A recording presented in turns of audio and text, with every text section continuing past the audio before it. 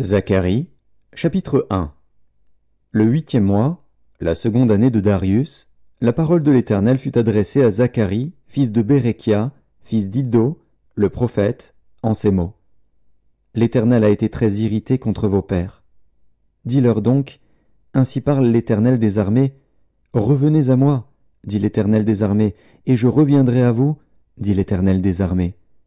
Ne soyez pas comme vos pères, auxquels s'adressaient les premiers prophètes, en disant « Ainsi parle l'Éternel des armées, détournez-vous de vos mauvaises voies, de vos mauvaises actions. » Mais ils n'écoutèrent pas, ils ne firent pas attention à moi, dit l'Éternel. Vos pères, où sont-ils? Et les prophètes pouvaient-ils vivre éternellement?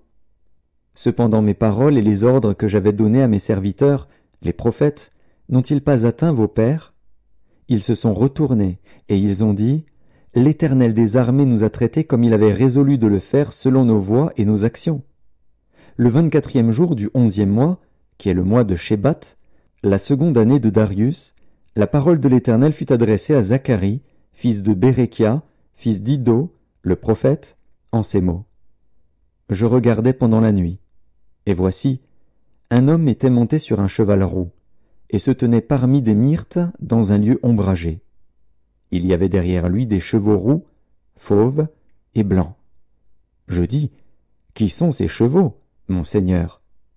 Et l'ange qui parlait avec moi me dit, « Je te ferai voir qui sont ces chevaux. » L'homme qui se tenait parmi les myrtes prit la parole et dit, « Ce sont ceux que l'Éternel a envoyés pour parcourir la terre. » Et ils s'adressèrent à l'ange de l'Éternel qui se tenait parmi les myrtes, et ils dirent, « Nous avons parcouru la terre, et voici, toute la terre est en repos et tranquille. » Alors l'ange de l'Éternel prit la parole et dit, « Éternel des armées, jusque à quand n'auras-tu pas compassion de Jérusalem et des villes de Juda, contre lesquelles tu es irrité depuis 70 ans? » L'Éternel répondit par de bonnes paroles, par des paroles de consolation, à l'ange qui parlait avec moi.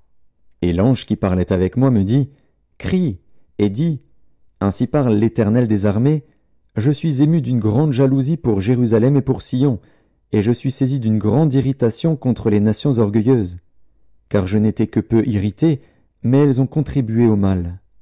C'est pourquoi ainsi parle l'Éternel, je reviens à Jérusalem avec compassion.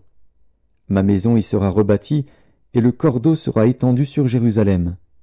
Crie de nouveau, et dis, ainsi parle l'Éternel des armées. Mes villes auront encore des biens en abondance.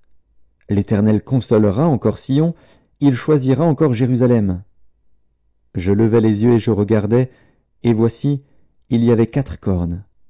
Je dis à l'ange qui parlait avec moi, « Qu'est-ce que ces cornes ?» Et il me dit, « Ce sont les cornes qui ont dispersé Juda, Israël et Jérusalem. » L'Éternel me fit voir 4 forgerons. Je dis, « Que viennent-ils faire ?» Et il dit, « Ce sont les cornes qui ont dispersé Juda, tellement que nul ne lève la tête. Et ces forgerons sont venus pour les effrayer et pour abattre les cornes des nations qui ont levé la corne contre le pays de Juda, afin d'en disperser les habitants. »